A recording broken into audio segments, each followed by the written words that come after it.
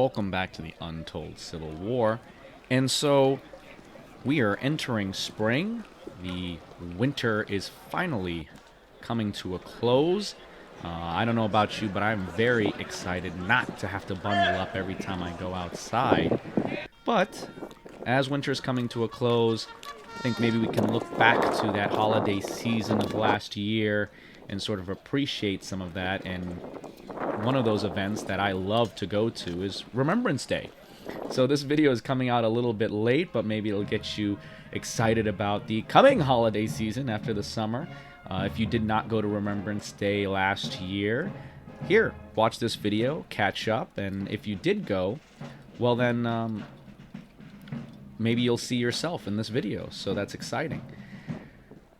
Decided to do something a little bit different. Of course, I wanted to show you all the parade run by the Sons of Union Veterans every year. Here they are parading in front of us, leading the parade. Just a reminder, always they have the Union lead the parade and the Confederates bring up the rear. So that's why you see a little bit of a division during the parade. Right here we have Abraham Lincoln himself in the coach here. It is so fun to see the reenactors come out, the energy at Gettysburg during this time. You know, it's right around Thanksgiving. It's coming up on Christmas. The holiday spirit is definitely there. This is a Comic-Con for Civil War buffs, Civil War historians, people with a passion for the Civil War. So I definitely recommend coming out here, and I definitely applaud all the people who come out in uniform and get decked out for the parade, or even if they're standing on the sidelines, you know, getting into character. It does so much for everyone who come to visit Gettysburg during this day, because it really gets us excited about attending Gettysburg, gets us into the spirit of things, if you will. Right here you have the colored troops marching in rank. Always a crowd pleaser. We love to see them at the front of the parade as well. One of the things I want you to take notice of is just the real detailed effort that goes into making these uniforms and putting these uniforms together. These reenactors really do take the time to make sure that their kit looks authentic, feels authentic. I mean, some of these guys are getting coats and pants and down to the exact thread count. I mean, this is the type of research these guys and gals are doing. Here we have the 2nd Rhode Island marching, and that's Ben Frail over there. He has organized a March Madness Civil War themed on the Sons of Union Veterans social media account. So if you're interested in checking that out, please go check out their social media and take part. That's pretty cool.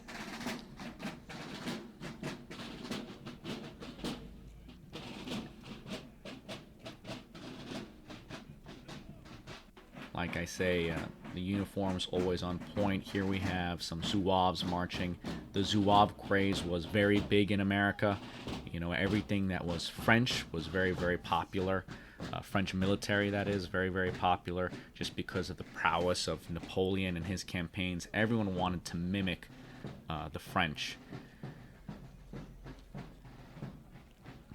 Coming up here, we have Chasseurs, the 14th Brooklyn. And again, just to tell you about how accurate these uniforms are, I put here an image of mine in my own collection of a member of the 14th Brooklyn, and also an image of an original coat, and you can compare that to the reenactors marching. I mean, they're really on point. I'm going to do that throughout this video, where I'm going to plug in some pictures just to show you the comparison of how authentic things are. Again, here you have some of these bucktails. Okay, these guys were known for their sharpshooting skills, and they would place a bucktail in their forage caps to show that they could even hit a buck. So, if you know, they were actually tasked with providing the security detail for Abraham Lincoln. And if you watch the movie Lincoln, I believe they're featured in there, a little cameo in there, a little tip of the cap to them. Here we have the Sanitary Commission. These men and women were there providing funds, supporting the troops in the field, raising funds. Berdan sharpshooters, always a crowd pleaser. They wore green in their sharpshooting role.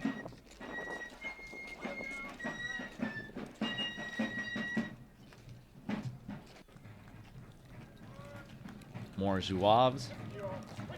Again, very popular, and in the beginning of the war, there were Zouave troops that would travel across the country performing sort of feats of acrobatics and drill, and that was very, very popular, and it sort of inspired other people to raise Zouave units during the Civil War. Again, here we have troops wearing the federal uniform, the traditional campaign sack coat. And so I just want to show you, look how accurate that is. I have a picture here from the Library of Congress, and it's just very, very accurate.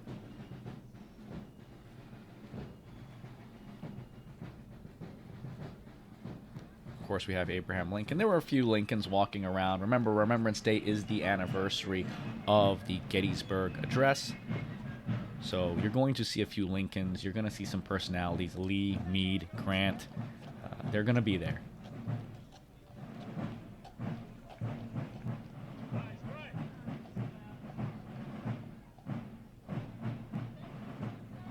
My favorite is the group that represents the GAR. And these were the veterans of the Civil War. And they formed this. This was the original American Legion, or VFW. We have a few episodes of that in season 1, so definitely, scroll back and check that out on the audio side of things. But again, very accurate. They really do imitate or portray the actual GAR members who had their own fraternal uniforms. Finally, we have the Confederate troops marching in, bringing up the rear.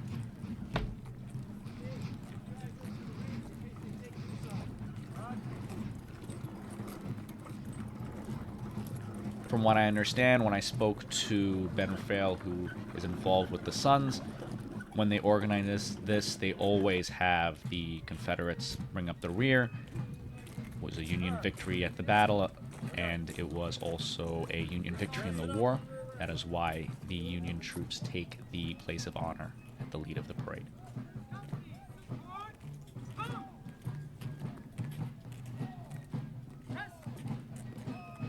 Again, marching in those brogans on concrete. I've spoken to reenactors. They say that's probably the hardest part of this parade. That and the cold. Although, as I remember, the chill wasn't so bad this year. It was actually very pleasant.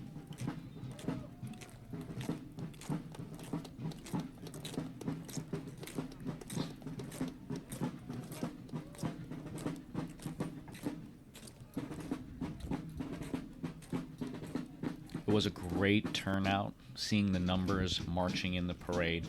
Very great turnout. Really had a great time here. What I'm going to show as well is that the festivities do not stop here. I mean, as much as we're enjoying the parade now, I think last time I took you around and I showed you the different shops that you could shop at and the different attractions in town. But I decided that this time I would focus on some of the festivities, post-parade festivities, if you will, just like Civil War soldiers back in the day. These reenactors, the people visiting Gettysburg, do like to have a good time. They like to have a drink. They like to have good beer. And that definitely happens during this time. You will see that many of the taverns and restaurants are packed. And it's a great time. It's a lot of fun, especially since everyone is in uniform. And so we're going to focus on some of that today, and I'm going to highlight a couple of the locations. Opening up, of course, is the Gary Owen, one of my favorites, and they're going to be discussing the special toast that they have for the Fighting 69th. My alma mater. What a great unit. I'll let them talk about it. For those that don't know, and I think everybody in this room does, maybe except Cole, so here's the deal.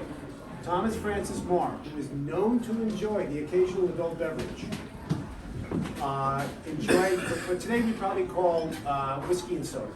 So during the Fredericksburg campaign, couldn't find any soda, so he sends an aide out. And the aide comes back with champagne. He mixes up the champagne and his Irish whiskey, and he came up with this concoction that he kind of liked. And ever since then, that's been the regimental cocktail of the 69th, at all its major functions. They do it, and they drink it, including the whole battalion on St. Patrick's Day. Really? It's like over 1,000 guys. So anyway, we replicate that here, and we have 3 people who are going to help us, all veterans, all combat veterans, I might add, who are going to help do it. So Nick, you being the enlisted guy, I'm going to offer you a whiskey, Yes, especially very good. being a member of the E4 Mafia. Here we go. Godfather. It was his bottle, I mean, that's what it was. E4 forever. So Nick, Godfather of the E4 Mafia right here. Now, and I'm going to ask now, we have 2 colonels here. We have a colonel and a telephone colonel. The Ryan brothers here, and they're going to be taking on the role of putting the champagne in. So if you gentlemen can go ahead and each grab a bottle.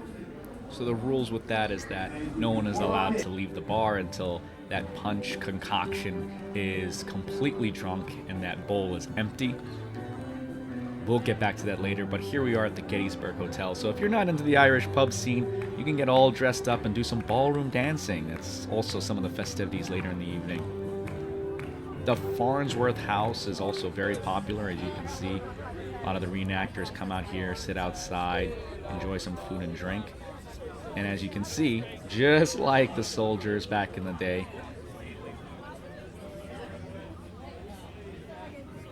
O'Rourke's is another very, very popular spot, named after a Gettysburg hero who gave his life here at the battle. One of the really cool parts of being at O'Rourke's is that the Civil War bands usually show up and give everyone a good time. Period tunes.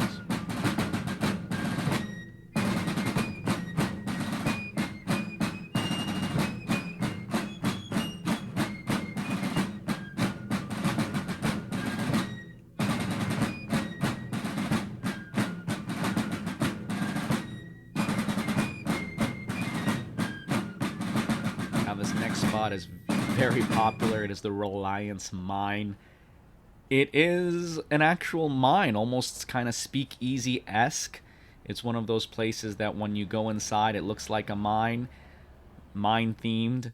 It's a good time and very, very popular. Can get very crowded though on Remembrance Day. Here things wind down at the Gary Owen. With me, what you want. Use me. You can use me.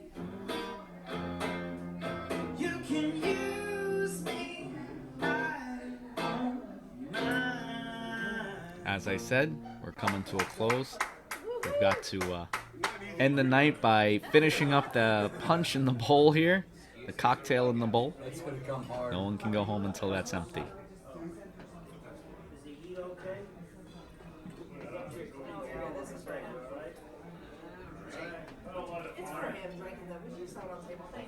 Well, I would go on with the vowel instead of the Drink it, don't make love to it.